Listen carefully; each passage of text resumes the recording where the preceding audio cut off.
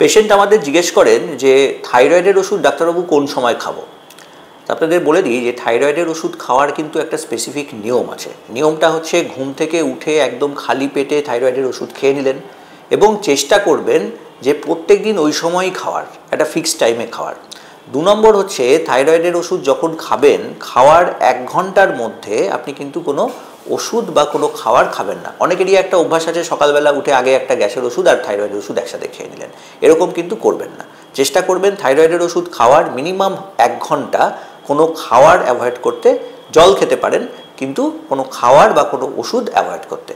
আরেকটা জিনিস বলে দিই, অনেকেরই একটা অভ্যাস আছে থাইরয়েডের ওষুধটা এদিক ওদিক রেখে দেওয়া।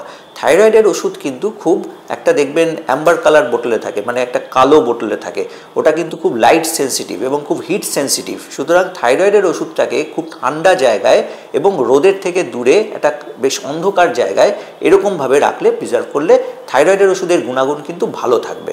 এবং সেক্ষেত্রে এই নিয়মটা থাইরয়েডের ওষুধ খাওয়ার, এটা একটু মেনটেন করলে কার্যকারিতা থাইরয়েডের ওষুধ খাওয়ার আরও ভালো হবে।